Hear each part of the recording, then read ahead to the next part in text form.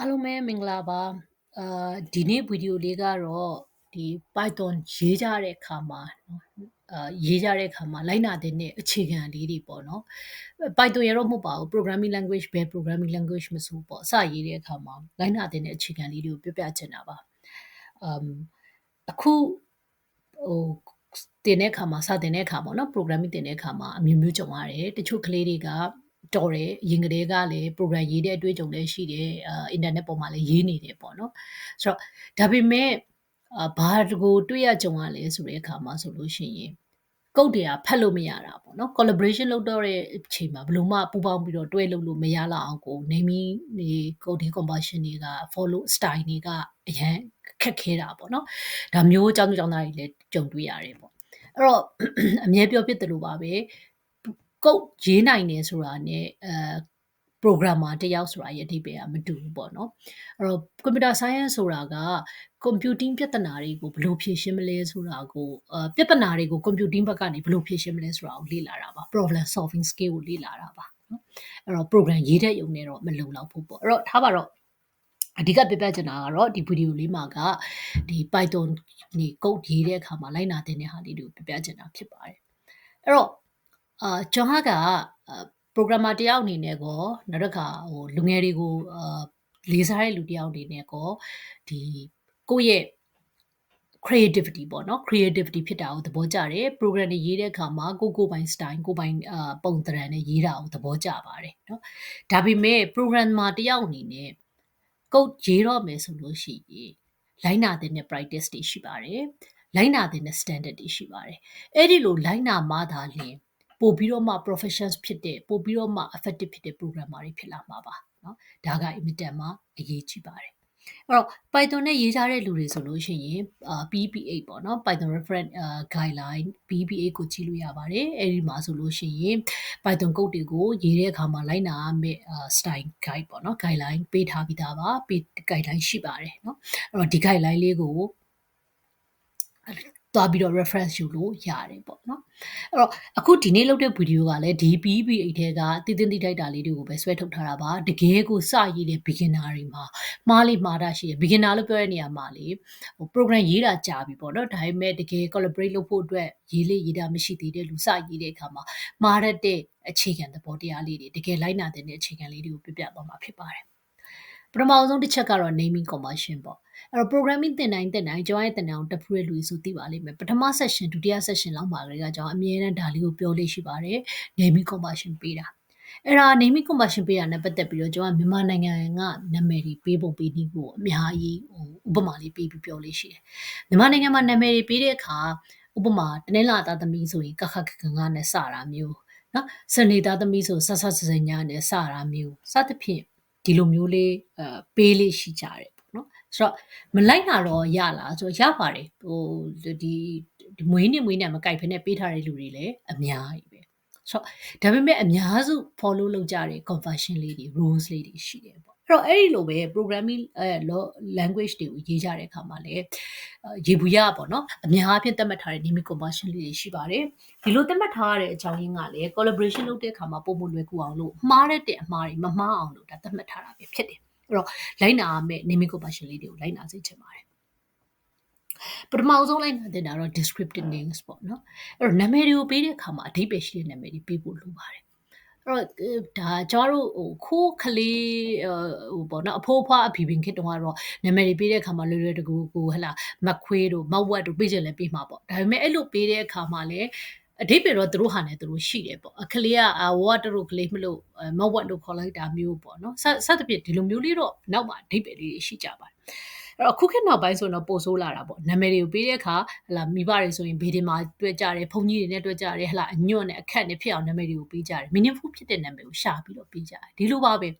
variable တွေ function တွေကိုဒီ program ကိုရေးလိုက်တော့မယ်ဆိုလို့ရှိရင်ဒီ variable တွေ function တွေကိုကိုယ့်ရဲ့သားသမီးလိုသဘောထားပါเนาะအဲ့တော့ကိုဖန်တီးလိုက်တဲ့ variable တစ်ခုကိုဖန်တီးလိုက်တဲ့ function တွေ class တွေ modules တွေကိုပေးတဲ့အခါမှာအဓိပ္ပာယ်ရှိတဲ့နာမည်ကိုပေးပါကိုပေးလိုက်တဲ့နာမည်ဒီသူ့ရဲ့လှုပ်ဆောင်ချက်ကိုပေါ်လွှန်နိုင်ပါစေအဲ့တော့ဒါကဘာကိုပြောချင်တာလဲဆိုတာကိုနောက်ထပ်ဥပမာလေးနဲ့ပေးရင်တော့ပို့ပြီးတော့ရှင်းမယ်ထင်ပါတယ်เนาะဥပမာဆိုကြပါစို့ကိုကကိန်းဂဏန်းနှစ်ခုကိုမြှောက်ပြီးတော့ rectangle တစ်ခုရဲ့ area ကိုရှာမယ်နော် rectangle တစ်ခုရဲ့ area ကိုရှာမယ်ဆိုတော့အဲ့ rectangle တစ်ခုရဲ့ area ကိုတွက်လိုက်လို့ရလာတဲ့အဖြေကို variable a တဲ့ဆိုတဲ့ variable တစ်ခုတည်းကိုထည့်မယ်အဲ့ဒီ variable ကို a လို့နာမည်ပေးလိုက်လို့ရလားရတယ်သို့တော့အဲ့ဒီလိုပေးမဲ့အစား area of rectangle လို့ပေးလိုက်ရင်စာတော့အများကြီးရိုက်နေရတယ်ဒါပေမဲ့ဘာဖြစ်လဲဆိုတော့အဓိပ္ပာယ်က meaningful ရှိပါတယ်အဲ့တော့ဖြစ်နိုင်လို့ရှိရင် single letter variable name တွေကိုရှောင်ပါ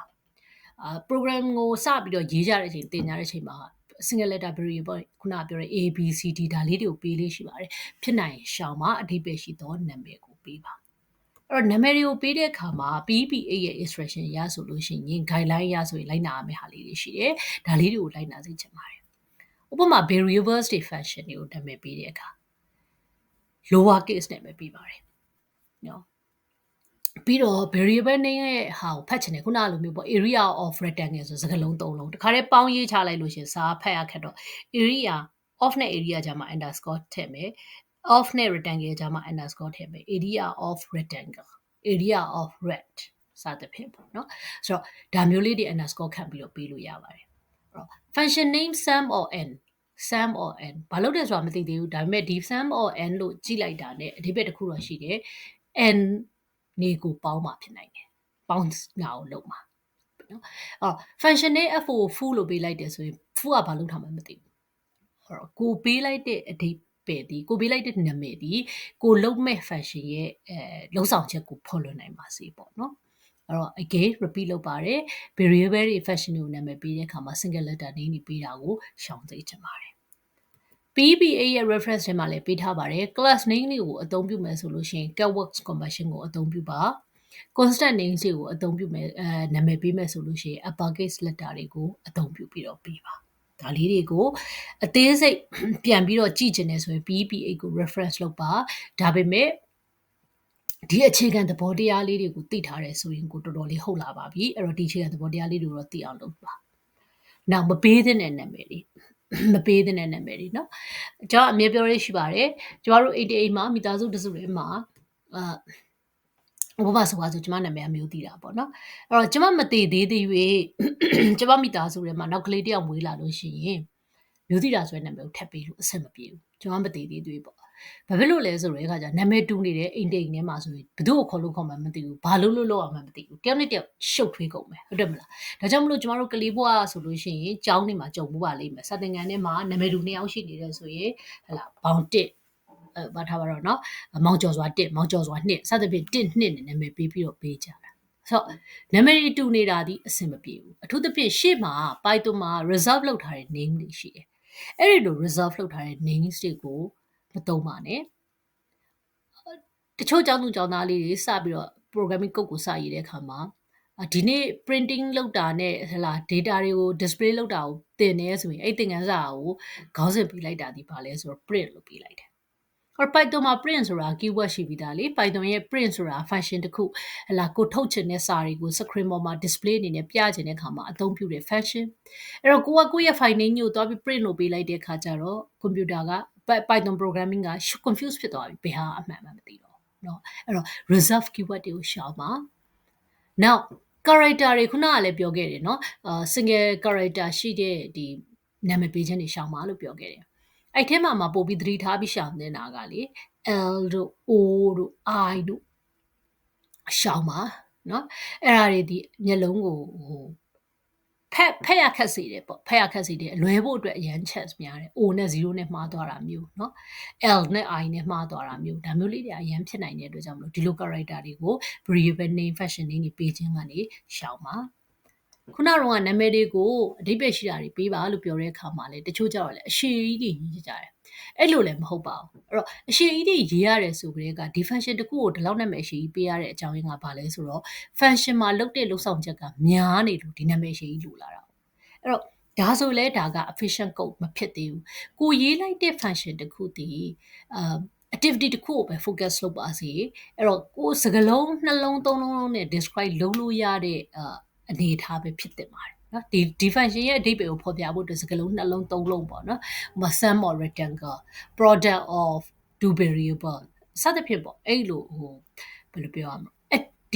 ဒီ function တစ်ခုမှာရှိတဲ့လှုပ်ဆောင်ချက်ဒီunique ဖြစ်တယ်ပေါ့နော် ဆိုတော့ဒါမှသာလေဒီလိုနာမည်ပေးတဲ့အခါမှာဖြစ် function ရဲ့ efficient ကိုပဲပြန်ကြည့်အဓိပ္ပာယ်ရှိပါတယ်။နောက်နာမည်ပေးတဲ့အခါမှာအလွယ်တကူမပေးပါနဲ့ misleading ဖြစ်စေတာတွေဥပမာလောက်တာတစ်ခုပေးထားတဲ့နာမည်ကတစ်ခုဥပမာပေးထားတဲ့နာမည်က sum or n ဒီထဲမှာလုပ်နေတာမြှောက်တာ product တွေမြှောက်တာ okay အဲဆိုလည်းအဓိပ္ပာယ်ကမရှိဘူးလေအဲ့တော့ misleading ဖြစ်စေတဲ့ name တွေကိုမပေးပါနဲ့ရှောင်ကြပါအဓိကကတော့ဒါနာမည်ပေးတဲ့နေရာမှာသတိထားရမယ့်အချက်ကိုအဓိက highlight လုပ်ပြီးတော့ပြောသွားတာဖြစ်ပါတယ်ဘာဖြစ်လို့လဲဆိုတော့ပထမဆုံးစရေးတဲ့ programmer လေးတွေအနေနဲ့ဒါလေးတွေကမှားတဲ့ကြလို့ပါနောက်တစ်ခုကတော့ coding နဲ့ပတ်သက်ပြီးတော့ပြောချင်တာပါcoding နဲ့စရေးတဲ့အခါမှာ function ကိုသင်တဲ့အခါတိုင်းဆရာတွေ programming ဆရာမတွေဘယ်သူမှဆိုပြောမှာပါ function ရေးကြတဲ့အချိန်မှာ function ရေးရတဲ့ရွေချက်ကိုကဘာလဲဆိုလို့ရှိရင်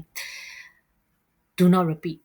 မလုပ်ချင်လို့เนาะကိုကဒီ code ကို copy လိုက် paste လိုက်ရေးနေရတယ်ဆိုရင်သိကြတယ်ဒါဒီနေရာမှာကိုဘာလုပ်လို့ရသွားပြီတော့ပြောင်းလို့ရပြီfunction ဖြစ်ပြောင်းလို့ရပြီเนาะ class ဖြစ်ပြောင်းလို့ရမယ်အဲ့တော့ကိုက duplicate အရင်လုပ်နေရတယ်ဆိုရင်အဲ့ဒါတိတ်ပြီးတော့မဟုတ်တော့အဲ့ဒီလိုအဆင့်ကနေပြီးတော့နောက်တစ်ဆင့်ကိုလှမ်းတော့မယ်ဆိုလို့ရှိရင်တော့ကိုယ့်ရဲ့ code ကိုပို့ပြီးတော့ efficient ဖြစ်ဖို့ resource နည်းနည်းလေးမှာ code ကိုပို့ပြီးတော့ efficient ဖြစ်ရေးနိုင်ဖို့ဒါလည်းအရေးကြီးပါတယ်အဲ့တော့ algorithm တွေ data structure တွေကိုနားလည်တဲ့လူတယောက်ဆိုလို့ရှိရင်တော့ကိုကအဲ့ဒါတွေကို optimize လုပ်ပါကိုယ့်အတွက်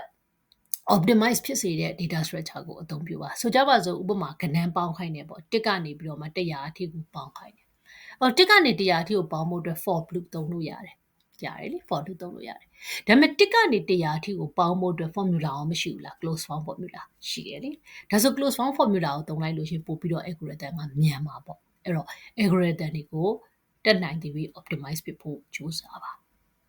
နောက်ထပ်အရေးကြီးတဲ့တစ်ချက်တစ်ခုက comments တွေပေးတာပေါ့နော် comments တွေဒီ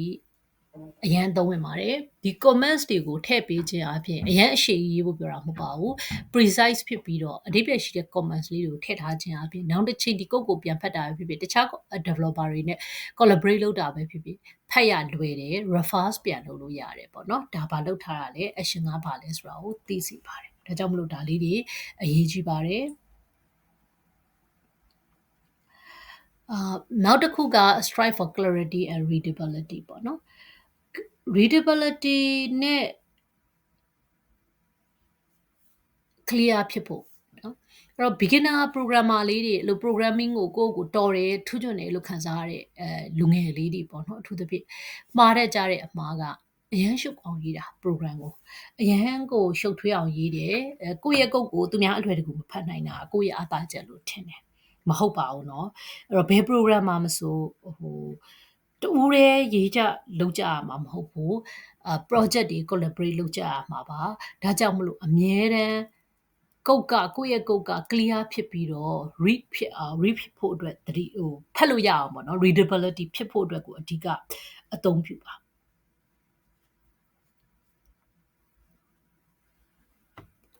အဲ့တော့စပြီး program ကိုလေ့လာကလေးကစနစ်တကျလေးနဲ့နော်မှန်မှန်ကန်ကန်လေးလေ့လာကြဖို့တိုက်တွန်းချင်ပါတယ်ဒီနေ့ဗီဒီယိုလေးကတော့ဒီလောက်ပါပဲအားလုံးကျေးဇူးတင်ပါတယ်